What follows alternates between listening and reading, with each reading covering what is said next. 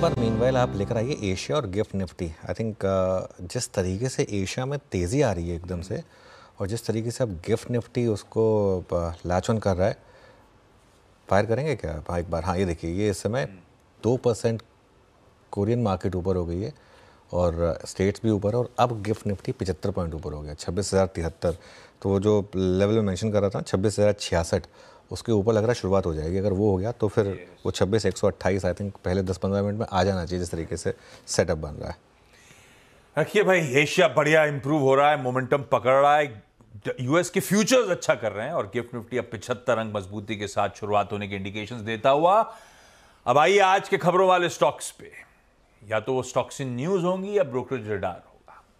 तो हर्षदा और कंचन दोनों आपको आपकी स्क्रीन पे नजर आएंगे, एक एक करके इनसे बातचीत करेंगे। पहले हर्षदा के पास चलेंगे।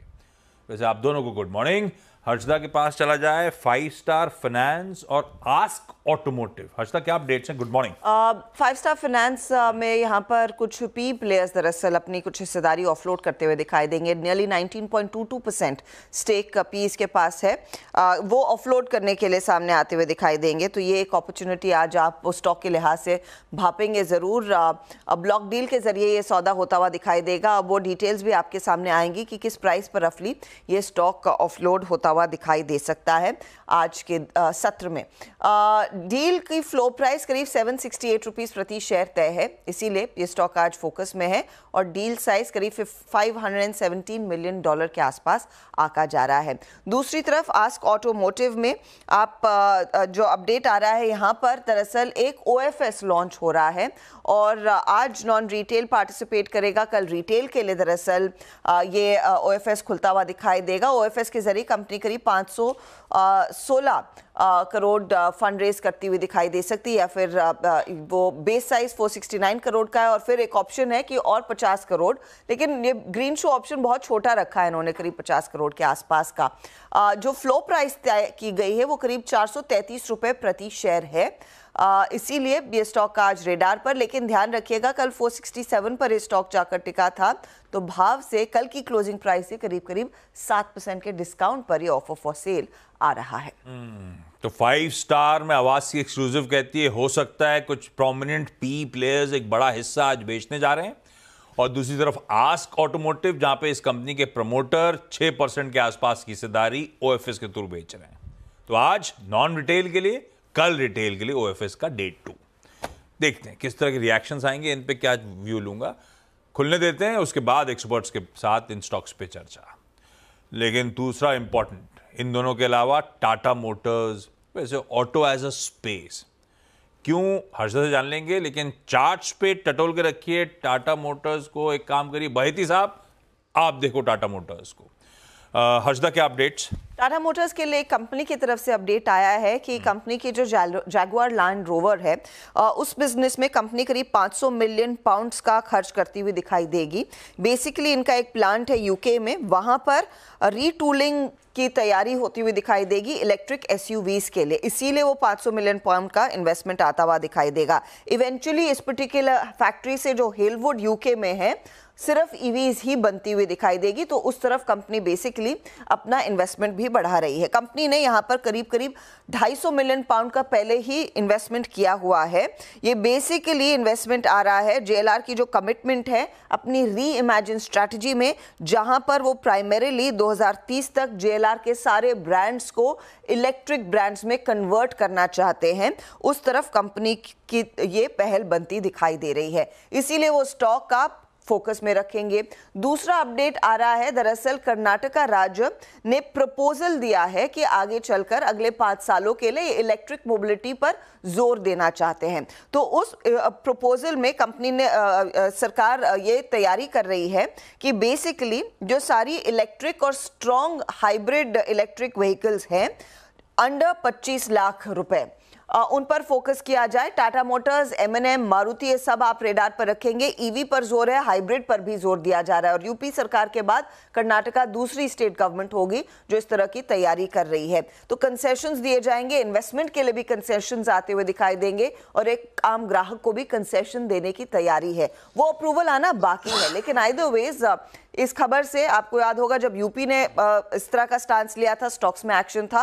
आज वैसे भी टाटा मोटर्स रेडार पर रहेगा, वो हेलवुड की डेवलपमेंट को लेकर। दो खबरें हैं, दोनों अच्छी हैं टाटा मोटर्स के लिए आज से, इसलिए रेडार पे।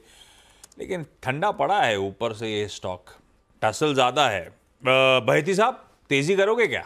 जी आशीष जी, एज ए पूरा स्पेस काफी अच्छा लग रहा है। मैंने हाईएस्ट एवर क्लोज दिया है और टाटा मोटर्स की अगर मैं बात करूं तो यहाँ एक परफेक्ट कॉन्ट्रा ट्रेड सेटअप मिल रहा है। स्टॉक काफी प्रेशर में 220 डेमा से नीचे है, लेकिन एग्जैक्ट 200 डेमा के पास में सपोर्ट ले रहा है और हमें लग रहा है कि यहाँ पे risk reward point of view से काफी फेवरेबल है। जो अभी का रिसेंट स्विंग लो है 950 का, वहाँ एक स्टॉप लॉस लगाकर खरीदारी करने की सलाह रहेगी।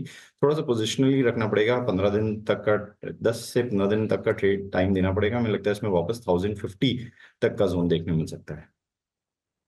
ओके, रखिए टाटा मोटर्स को रडार पे, बाकी ऑटो प्लेयर्स को रडार पे, क्योंकि हाइब्रिड पे भी है और ईवीज पे भी। तो हाइब्रिड के चलते मारुति रडार पे आ जाएगा।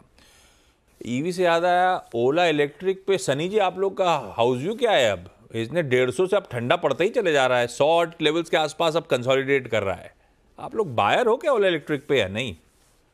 आई थिंक ओला इलेक्ट्रिक में जो दोनों ट्रिगर है, एक launch of motorcycle and at the same time जो इनकी इन हाउस जो बैटरी की जो टेक्नोलॉजी है, जिसका इंटीग्रेशन ये करने वाले हैं, जिसके चलते मार्जिन एक्सपेंशन होगा, वो पोस्ट जैन होगा। तो एज ऑफ नाउ मुझे लगता है कि 1 या 2 क्वार्टर के जो नतीजे हैं में भी कोई बहुत ज्यादा एक्साइटमेंट नहीं देखने मिलेगा। At the same time electric two wheeler space में हमने देखा है जो इनकम्बेंट प्लेयर्स है जैसे बजाज, टीवीएस, इन्होंने मार्केट शेयर गेन किया है लास्ट मंथ, और ओला इलेक्ट्रिक का मार्केट शेयर थोड़ा घटा था। तो मुझे लगता है कि थोड़ा सा ये नंबर्स को देखकर थोड़ा स्टॉक प्रेशर में आया। आई थिंक ये लॉन्ग टर्म की स्टोरी है जहाँ जो प्रॉफिटेबिलिटी है, पाथ टू प्रॉफिटेबिलिटी आने में समय लगेगा 2 से 3 साल का। तो अगर किसी का लॉन्ग टर्म का होराइजन है तो डेफिनेटली ओला इलेक्ट्रिक को देख सकते हैं। But at a current juncture looking at profitability, EV play करने के लिए मुझे लगता है कि TVS motor is the best bet in a two wheeler segment. Two wheelers में टीवीएस मोटर ज्यादा प्रिफर्ड ईवी प्ले करने के लिए, और टाटा मोटर्स पे तो बहेती साहब ने अपना व्यू शेयर कर ही लिया है। वेदांता मानस चार्ट आप खोलना, हर्षदा क्या अपडेट्स? एक और बोर्ड बैठक और एक और डिविडेंड पर विचार होता हुआ दिखाई देगा। ये चौथा इंटरिम डिविडेंड के लिए बोर्ड मिलता हुआ दिखाई देगा।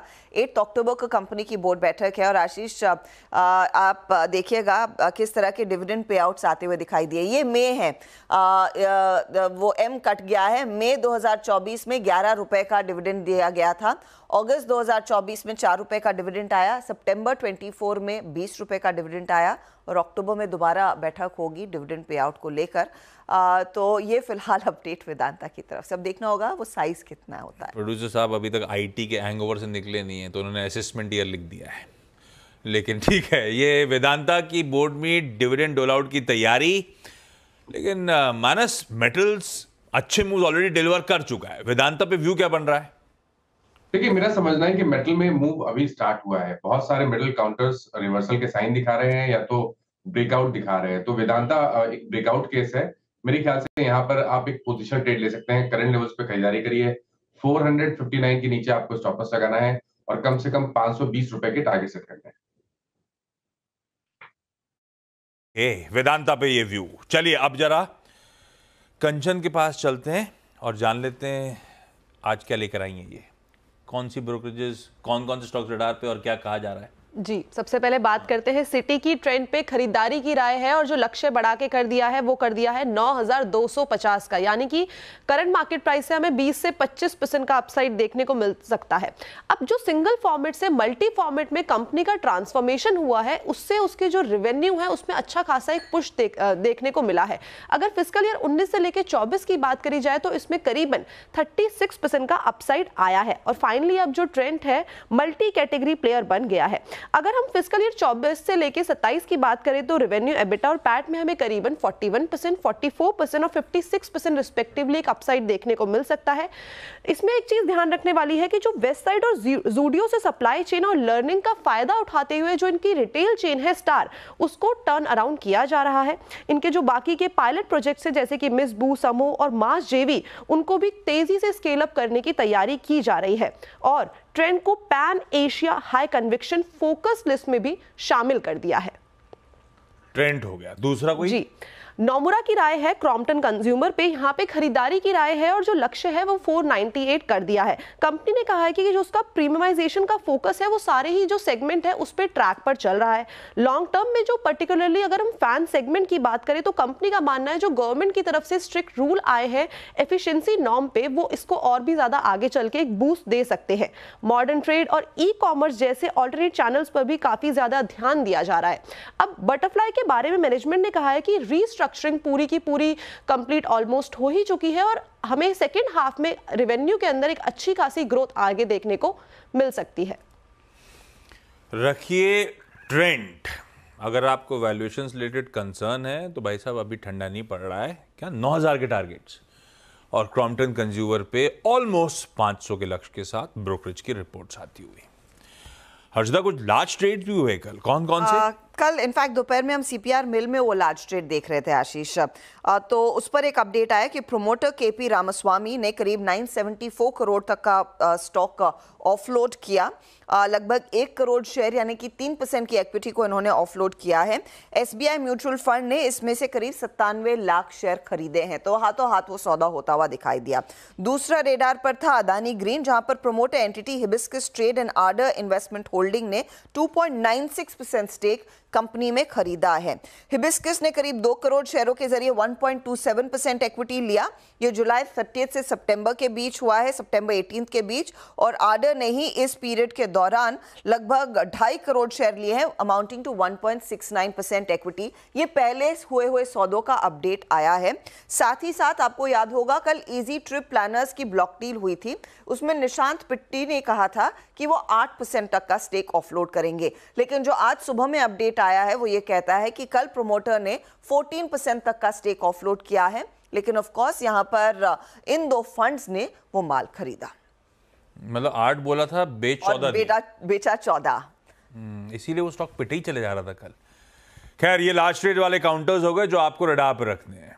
कोई केपीआर मिल, अदानी ग्रीन में तो over a period of time promoters की बाइंग है, नॉट कल की, लेकिन केपीआर में कल प्रोमोटर की सेलिंग है और एक फंड की उसमें बाइंग। खैर हर्षदा, बाकी के स्टॉक से न्यूज। आईडीएफसी एक रूटीन अपडेट है, एनसीएलटी ने अप्रूव कर दिया है मर्जर ऑफ फाइनेंशियल होल्डिंग्स और आईडीएफसी, जो इवेंचुअली आईडीएफसी फर्स्ट का हिस्सा बनते हुए दिखाई देंगे।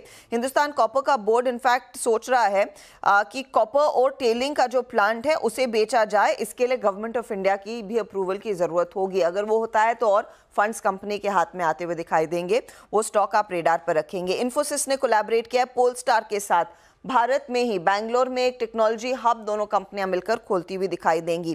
पीबी फिनटेक को लेकर थोड़ी सी डेवलपमेंट्स आई है, वो मैं आपके सामने पेश करना चाहूंगी। सीएनबीसी टीवी 18 के सोर्सेज से खबर ब्रेक हुई है कि पीबी फिनटेक आगे चलकर हेल्थ केयर स्पेस में उतरने की तैयारी कर रहा है। अब कंपनी एक एग्रीगेटर है इंश्योरेंस बेचने के लिए।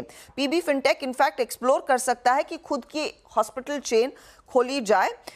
ये बेसिकली एक और level of value creation health care system को देगा। अच्छा, इस पर ध्यान रखिएगा, यशीश दहिया ने अपने प्रीवियस अर्निंग कॉन कॉल में मेंशन किया था, लेकिन इस पर कुछ फाइनल डिसीजन नहीं बना है। उनको लगता है कि एक बड़ी खामी हो जाती है कि चीज़ें प्रोसेस करने में, और अगर खुद की हॉस्पिटल चेन होगी और ये इंश्योरेंस भी बेच रहे हैं, वो इनफैक्ट तालमेल बैठेगा। ये एग्जैक्टली ये रिवर्स प्रोसेस है जो हमने नारायणा हेल्थ केयर में देखी थी। आशीष, आपको याद होगा, नारायणा हेल्थ केयर हॉस्पिटल्स चलाती है और देवी शेट्टी ने कहा कि हमारे लिए एक अपॉर्चुनिटी है इंश्योरेंस स्पेस में उतरने की, और ठीक पीबी फिनटेक उसका उल्टा कर रहा है। इंश्योरेंस बेचती है, हॉस्पिटल स्पेस में उतर सकती है, इस पर विचार हो रहा है।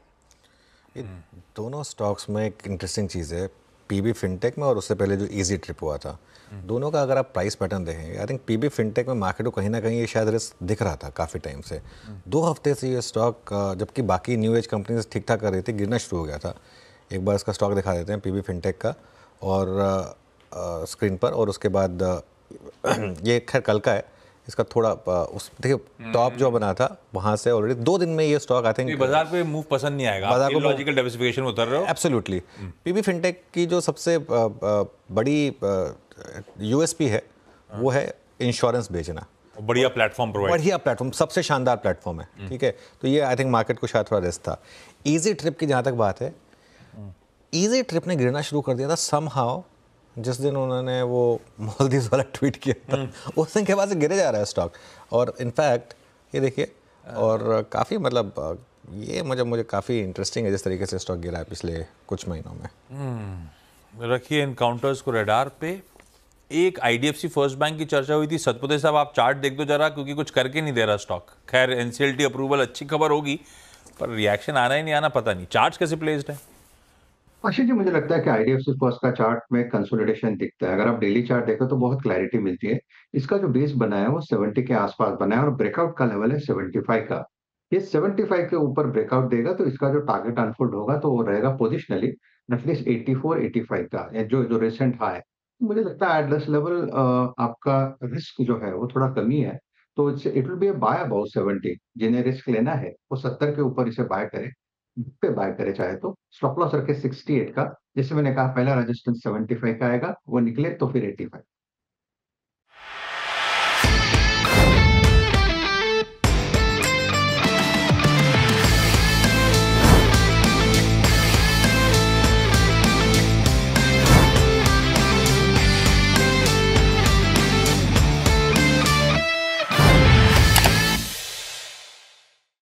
बता दें कि मनी कंट्रोल पर दिए गए विचार एक्सपर्ट्स के अपने निजी विचार होते हैं। वेबसाइट या मैनेजमेंट इसके लिए उत्तरदायी नहीं है। यूजर्स को मनी कंट्रोल की सलाह है कि कोई भी निवेश निर्णय लेने से पहले सर्टिफाइड एक्सपर्ट की सलाह लें।